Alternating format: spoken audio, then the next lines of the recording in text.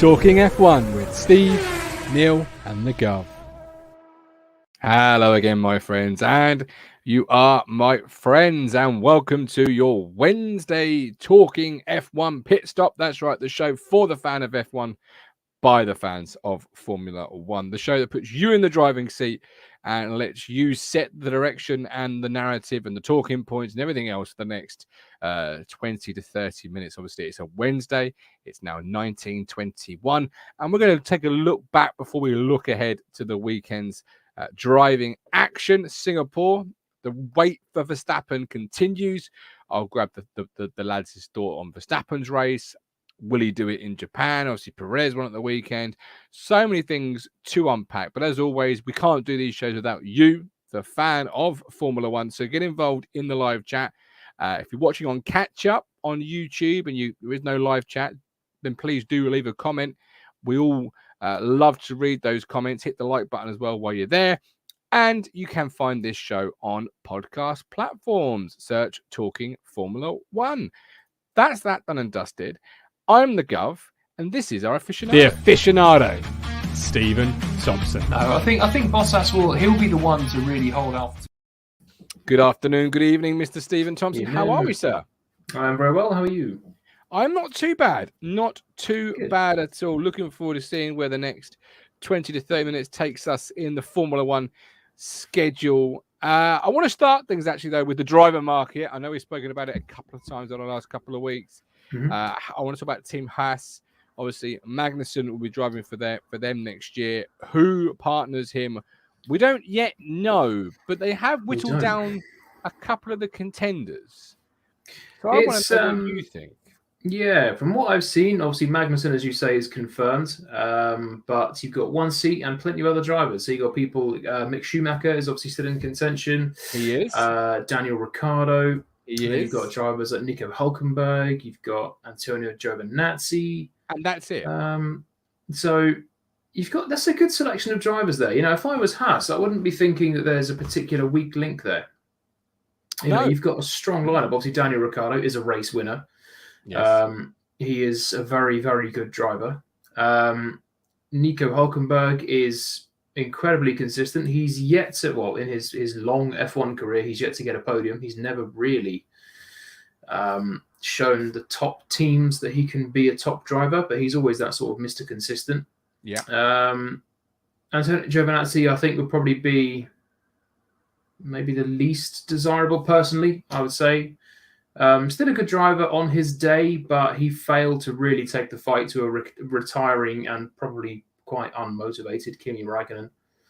And then Mick Schumacher, who is doing okay. Incumbent. He's obviously the current incumbent. He's doing okay, but there are some little things with him. Obviously, he's only in his second season. He's been a bit inconsistent. He's had some expensive shunts, and he's not really taken the fight too much to Kevin Magnussen. No. And Ricciardo, I think, is the top of that list for various reasons, most notably his success. But it's probably the most unlikely as well, isn't it?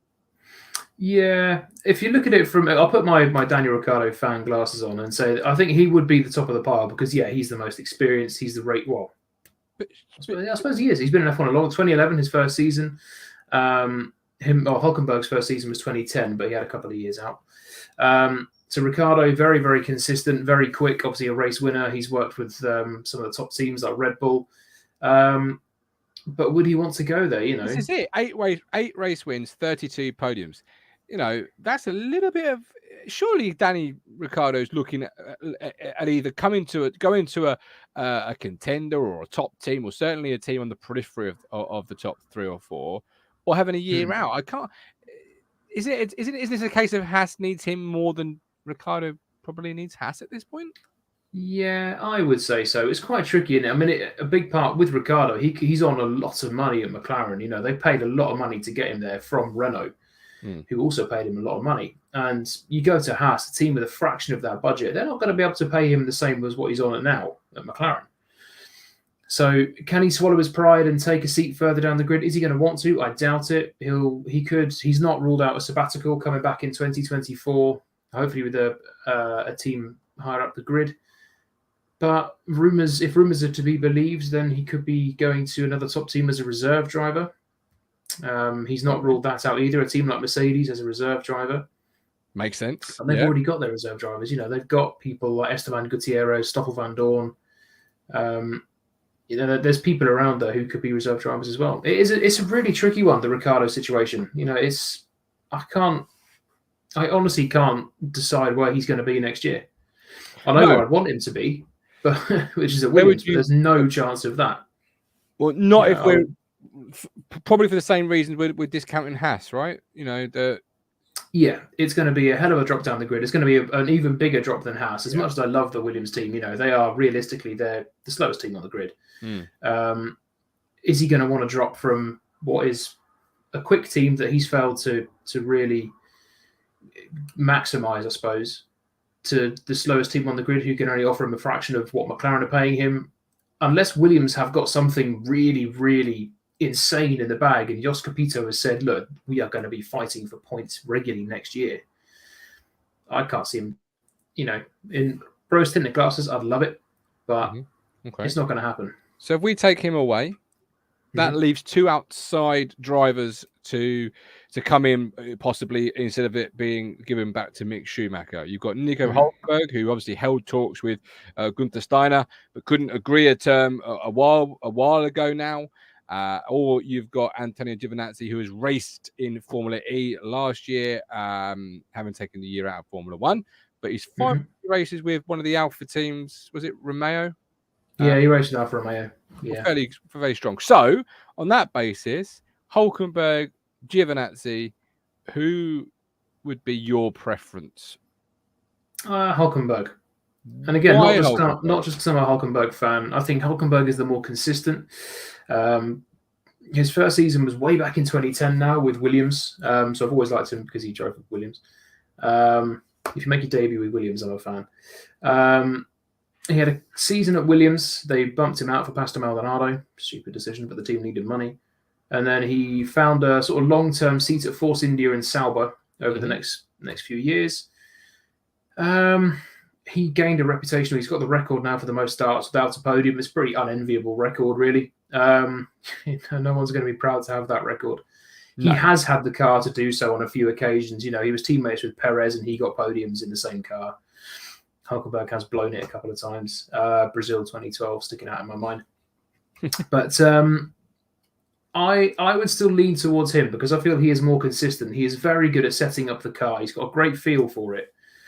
I feel he could get more out of that car, which can be a tricky car, as we've seen this year from both Schumacher and Magnussen. I think he can get the more out of it than Giovinazzi can. Giovinazzi's quick, but inconsistent. Some weekends he'll be on it and you'll think, geez, where did that come from? And then he'll fall back in the race, or he'll just, he'll have a good race, but a poor qualifying. And you think, well, if you'd have qualified a few tenths higher or a few tenths quicker, you'd have been right up there, But yeah, this is I'd go for Hulkenberg. Okay, you go for Hulkenberg. Let us know in the comments if you're watching live or on catch up who you would sort of be leaning towards taking that seat next year. Maybe you're thinking Mick Schumacher should keep it with the more untapped potential, the higher ceiling, if you like, on of the four drivers, including Daniel Ricciardo. But on to Singapore, the race that Verstappen could have won the championship with, but didn't. But first of all, Williams. How was, from a Williams' fan point of view, how was their race this weekend for the two drivers, Albon and Latifi, Steve? Absolutely shocking. They started 19th and 20th, or 18th and 19th, because Russell started from the pit lane. Albon ahead of Latifi. Great to see Albon back. Obviously, he missed Monza due to appendicitis and the operation he had to have there. So great to see him on the mend and great to see him back. And it's a tricky circuit as well, a hell of an atmosphere or a hell of a climate and things to come back to. Very physical circuit as well. Latifi dead last, of course. A few laps into the race, Latifi just decides his car doesn't need mirrors and he doesn't bother looking. And he just absolutely knocks into Zhou, takes them both out of the race. Zhou was understandably very, very annoyed, which just, it's the first race, I think, since they announced they're not keeping Latifi. And he's not exactly convincing they've made the wrong choice, is he? And then further into the race, Albon unfortunately has a little accident of his own, just noses it into the barriers, gets back to the pits, but it's a terminal issue, unfortunately. So double DNF for Williams. So I think that's 10th place in the constructors, all but confirmed, with Aston Martin getting a decent double points finish as well. Oh dear. Not that I was believing that Williams were actually going to jump Aston Martin at any point. Yeah. Do you think there's any way, not back for Latifi with Williams, but anyway, back into a seat next year in Formula One? Because there's 6 races left. Is there any way back, or is his Formula One time at the moment dwindling to a pause? I think his Formula One career is going, and it's going out with a whimper. It's the first race since they announced he wasn't going to be staying with the team. He sticks at last on the grid, which is a tricky circuit for the Williams car anyway. Everyone was expecting that, but he was still off the pace of his teammate, who's just recovered from appendicitis, and he crashes early into the race with an incident that is completely his fault, because he just didn't look in his mirrors. And I can't see how any team is really going to take a punt on him, unless it's a team that's really struggling financially and they need the money, like Williams were when they took him on. I can't see a team thinking, yeah, we'll have you on board, unless this is a reserve driver role. But even that, I can't see, because I fail to see what sort of technical insight he could really offer. He seems like a lovely guy, but how does a driver rehabilitate a career like that then?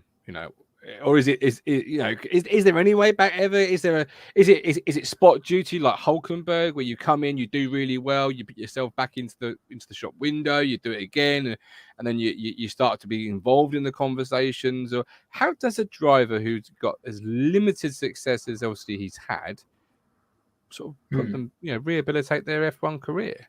It is tricky for him, because you think the 3 years he's been in Formula One, he's been in the back of the grid Williams. 2020 was not a great That's the only car. consistency. The 3 Williams cars he's driven, or the 3 seasons he's been in that car, have not been brilliant, but he's been outperformed every year by George Russell and Alex Albon and Nick de Vries on that one-off appearance.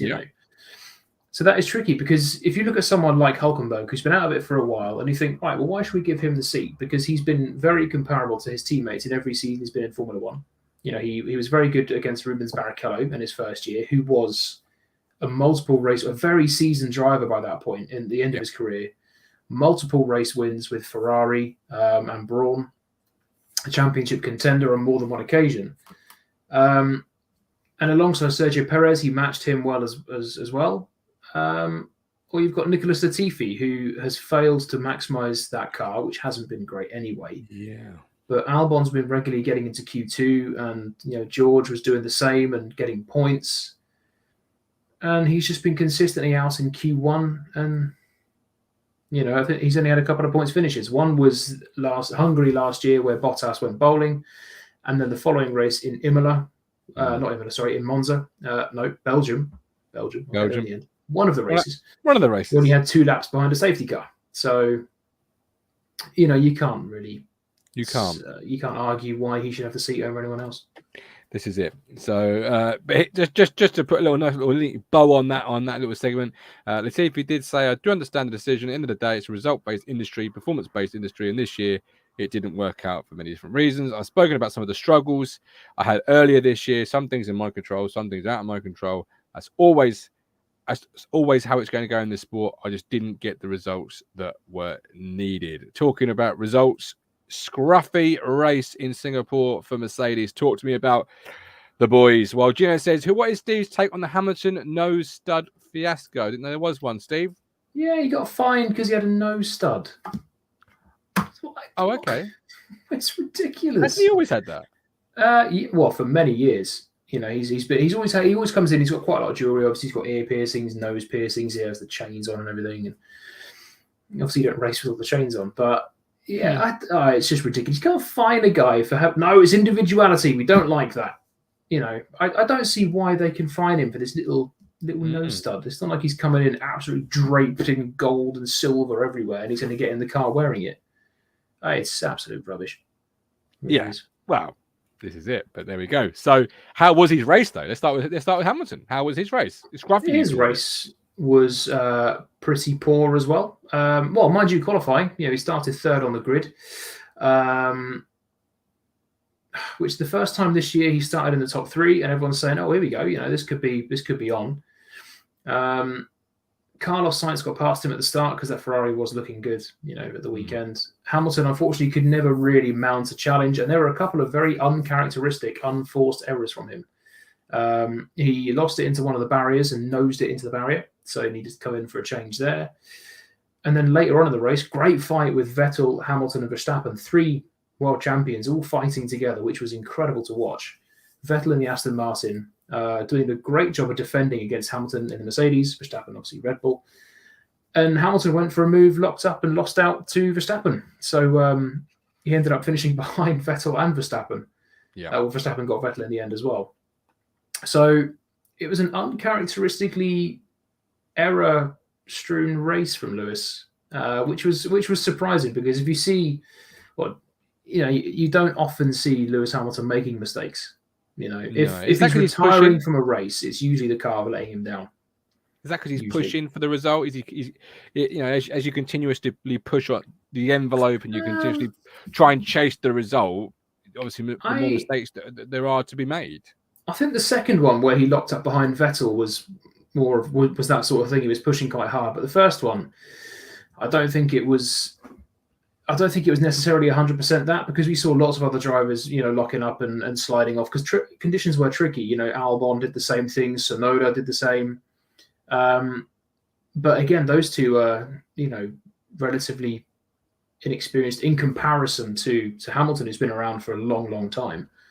It was a very difficult race for Lewis, and he finished, I think it was P9 at the end after starting P3. So.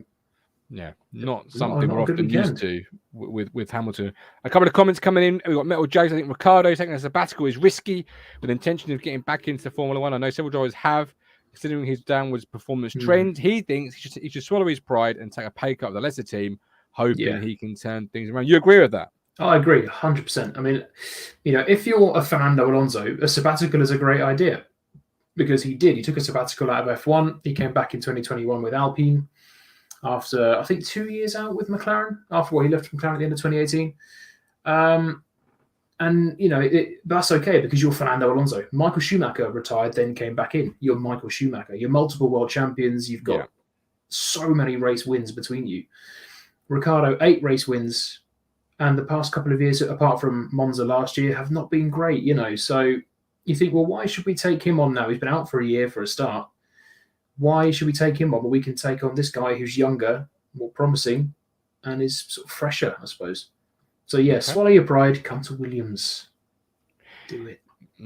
Okay. Talking of Williams, an ex-driver, George Russell, in more of a familiar position that they've been used to than previous years, Steve. P14. Yeah, what a terrible race from George. He's P11 in quali, didn't get it together in qualifying, started from the back of the grid, pit lane start because of power unit changes. And then he just failed to really make his way up the grid. And he had a couple of really unusual, considering he's been so consistent in finishing in the top 5 this year. It was always going to be tricky starting at the back of the grid. Yeah. But he never really good. Points. And then there was that stupid incident with Schumacher where he squeezed him right over into turn 1. They made contact. He gave himself a puncture because of it. So, mate, what are you doing? That's such a rookie thing to do. There was so much room. And the above shot on the camera, there was Schumacher right over there, George right next to him, and then acres of space of track over the other side that George could have had. And he just never looked like getting himself back into a decent point scoring position. So, one bad race out of how many he's had this year. He's only Mercedes driver to get a pole, but still, that's hurt his chances as well, because with Ferrari getting second and third as well in the race, and Mercedes scoring 2 points, it doesn't. Well, Toto Wolff with it ruled out P2. He didn't rule it out as such, but he did say, I believe he said something along the lines of, significantly more difficult. It's more difficult, but there's 5 races left for Ferrari to completely implode, which they have done many times. So you never know. But they've had a couple of races now without a bad strategy call, so I'm getting a bit nervous. Yeah. So 2 uncharacteristic races really from the Mercedes boys. Then obviously put them in the midfield fight, if you like. We've got Perez and we've got Verstappen. We'll come to those in just a second. But what's the latest on this cost cap drama, Steve? What do we know, and what's your opinion on all the shenanigans? Well, rumor has broken that it's been widely suggested that a couple of teams, of which Red Bull are one, I think Aston being the other one, one of a few, have broke last year's cost cap rules. So obviously there's a cost cap. If you go over that, you've broken it and you've spent more than you were allowed. And there's rumors that Red Bull and other teams have gone over that cost cap rule. Various punishments do exist, I think, in such a circumstance, ranging from something like a fine to disqualification. It was due to be published today, their verdict or their articles on it, the FIA's bits and pieces on it, but that's been postponed to the 10th, which is ridiculous because F1 Twitter was in a complete meltdown today because we thought we were going to get some answers, but evidently not. No. And it's an interesting one because obviously with the cost cap, it's not something we've really had before. So I think it was inevitable that one team would breach it in one way or another and try and come up with some kind of loophole or say they didn't really understand something. And the 10th is going to be very interesting. There's all sorts of rumors, which we won't obviously say because it's a rumor. It's no point reporting on it as anything other than a rumor from which team's done what and what it means. We'll bring it to you the moment we sort of know. We'll discuss it. If it's anything to go on next week, we'll discuss it next week or the week after or whatever. But yeah, an interesting one developing there. But my question to you is, why is it in retrospect? So like the NFL have a salary cap and all teams have to be underneath this salary cap by a certain date in the league before competitive action begins. So if you're not, you can get disciplinary action then. This is in retrospect. So this is on last year, right? So the year Verstappen won the title, correct? Yes. Yeah, 2021, yeah. Well, isn't that a bit like shutting the door after the horse is bolted? Regardless of which team it might be, but whether it be Red Bull or Mercedes to Williams breaking it, you're not going to take away podiums, points, titles, are you? It depends. It depends what they do. Because if a disqualification is on the cards, I don't know if they'd disqualify the driver. Obviously, Verstappen won. I reckon they'd keep that. But you could disqualify the team from the championship. We've seen it in the past where the drivers have kept their championship standings. I want to say 2007 with McLaren, and there was a whole Spygate thing where they got details from Ferrari, where the drivers kept their positions in the championship, which was Fernando and Lewis. But the team itself actually got disqualified from the results. So the team finished last in the constructors with no points because they were just completely excluded. So the team kept, the drivers kept their podiums, kept their wins, but the team didn't keep the results. So whether it could be something like that one there, so Verstappen would keep his title, but Red Bull get excluded from last year's championship. So that would elevate, Ferrari to probably P2, that sort of thing. Williams would be P7, which would be great. It could be Williams that broke it. We do not know. I highly doubt that. We do not know. Because with Gino Cassio's comment there, fines are small fry. It depends who you are, doesn't it? Because if you're a team like Williams or Haas, then a big fine could cripple you. That could be devastating. If you're a team like Red Bull, Mercedes, Ferrari, you go, yeah, okay, fine, all right, we broke it, we'll pay the fine because you've got the money to do that. It will still hurt, but you've obviously got 5 times the budget that a team like Williams or Haas would have. So, fine isn't really going to do a lot, is it? No. It's like Red Bull are going to go, oh, yeah, we're sorry. Yeah, do you want it in 50s or, yeah. Okay, so we'll bring you that more than when we know it. Right, on the final bits and pieces from the Singapore race, Perez and Verstappen. Let's start with Verstappen, the man who could have won the championship going in. He didn't, which means he didn't win the race. How was his race? What went wrong? What went right for Verstappen, the world Nothing champion? Really seemed to go right with it. We had a poor weekend for Lewis and for Max. It was very strange. Qualifying, he missed out he was about 8th, I think, in qualifying because the team sent him out, didn't have enough fuel. So they had to turn to abort the lap. So they had enough fuel in the car to give a fuel sample at the end of qualifying, which is required. And then the race, again, never really... usually we've become so accustomed in the past few races to seeing Verstappen started like towards the back end of the top 10 and just absolutely blitzing his way through the field like it's an F1 game on the PlayStation and everything's set as easy. But he didn't do that this time. And then he made a couple of little errors here as well. Big, huge error when he was trying to pass the McLarens. I thought he'd end up in the barrier. Huge lock-up. He turned his tyres into 50 pence pieces, had to come in. That ruined it. He had a great fight back at the end that I said earlier with the Vettel and the Hamilton battle. Obviously, he got Hamilton when Hamilton made a mistake, and then he passed Vettel as well. But yeah, it was a couple of silly errors from him, obviously from the team as well, with the fuel in quali. Bigger teams that push the boundaries, Gino, absolutely, because they think they can get away with it. You know, teams like Williams, Haas, they think, wow, we can't really do it. You know, we're forced to work with what we've got. But a team like Red Bull or Mercedes, who've got the budget, can just push it a little bit. Keep pushing it. Yeah, absolutely. Yeah. But going back to Max, uncharacteristic errors, really. You know, his racecraft is usually fantastic, and his overtaking is just incredible. But the weekend, though, wasn't it, for racecraft, for drivers with fantastic racecraft to just lose themselves a little bit and have those uncharacteristic mistakes. Verstappen obviously being one of them. Metal said, Jay says, to clear the championship in Japan, Verstappen needs to win and get the fastest lap, which is not beyond him on it by any means. We'll come to that in just a second. Before we do, obviously, if we talk about Verstappen and Hamilton, etc., not having great races, well, Perez, he had a tremendous race, won it in the end. What went right for Perez, the teammate?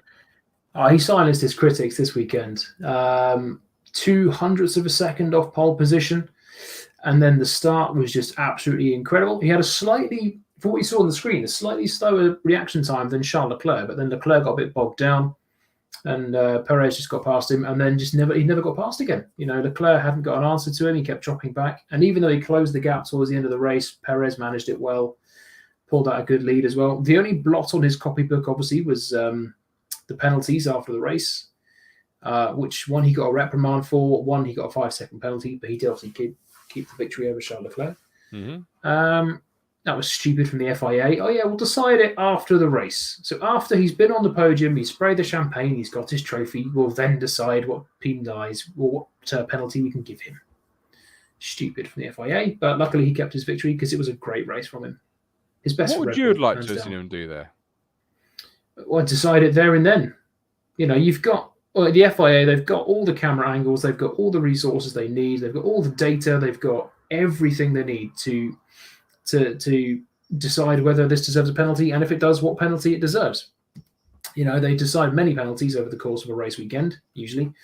And it was like, okay, there was a crash there, so and so gets a 5-second penalty. But this time, we'll decide it after the race, even though we can really tell now. But luckily, he kept his win. It's like, talking of penalties, they've penalised Latifi for his incident with Zhou Guanyu. Have they? They've given him a 5-place penalty for Suzuka. So the guy who starts usually in 20th, what's he starting in the next race? 5-second penalty. Is he already on to the next race after this one? He's got to start from Singapore. It's just going to leave him behind. Stupid penalty. Give him a time penalty in the race or something. But either way, you can't make a bloke last. People were saying that he wasn't used to using his mirrors because there's usually no one behind him to use his mirrors. It's true, exactly. You get bad habits creeping in, I guess, don't you? As a Williams fan, it hurts, but it's so true. But Perez was just fantastic. Apart from that little incident at the end, he didn't put a foot wrong, and he was just incredible. Street circuits seem to be his thing. He's won 3 races for Red Bull, all on a street circuit. There you go, he's a street driver. He's amazing. On to Japan. Is it the first time we're back there in a long time? Yeah, similar to Singapore, first time since 2019. Wow, you looking forward to it? I can't wait. Yeah, it's one of the best circuits on the calendar. On the F1 game, I hate it. But watching it on TV, I absolutely love it because it's tight, it's twisty, it's undulating, it's an old school circuit. You got gravel traps, tire barriers. You make a mistake, you're punished for it. It's a driver's circuit. It is brilliant. It really is. And I think Red Bull are going to absolutely smash it this weekend. Will Verstappen get what he needs? The win and the fastest lap. Do you think so? Yeah, pole position, race win, fastest lap. I think it's going to be the full works. Okay, wow. Because that Red Bull is going to be insane around that track. I can feel it because it's that sort of car, that sort of circuit. Okay. So that's that one sewn up. That's the championship, the race winner, the fastest lap. Who rounds off the top 3 for you from Japan? I'm gonna go for Verstappen, Leclerc, and Perez. Okay, like it. I like it a lot. All right. Fair enough. Interesting times ahead. I won't give you a top 3. I'm not going to argue with the aficionado. Who am I to argue with the Oracle of Formula One? Do let us know what you think the top 3 will be. How do you think Russell and Hamilton will bounce back? I think they'll be okay. Again, it might be a trickier circuit for Mercedes. I think they'll both be challenging top 5. Yeah, I think 4th place will probably be Carlos Sainz, the usual suspects, but I think 5th and 6th they'll be all right. Does the track lend itself to the strengths, although there are not many in this car this year, but does it lend itself to the strength of the Mercedes car, or is it very much an uphill battle for because obviously Hamilton's still searching for that first race win, and he's always had one. He's running out of time. He is. How's the car on this track, do you think? I don't know. It's tricky because it's a proper car circuit, It needs to be perfect because it's got a mixture of everything. It's got fast corners, it's got a couple of slow corners, there's tight, twisty bits, chicanes, the whole works. So I think it'll be a struggle, but it's a circuit Hamilton does love. He's won here multiple times. So I think he'll be competitive, or him and George will be competitive, but I don't think they're going to be on the pace of the Ferrari or the Red Bull. Okay, there we go. We'll be back next Wednesday, 7:15 to review it. My question before I let you sort of lead us out, if you like, Latifi and Albon. Obviously, there's no question of who's going to finish above the other, but where can Albon finish this week?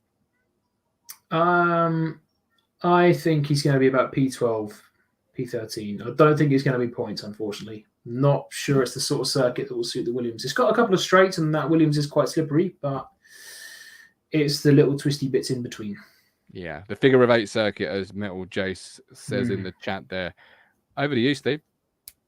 Yeah, thank you very much for watching. Always great to see the comments and everyone chatting away, which is absolutely brilliant.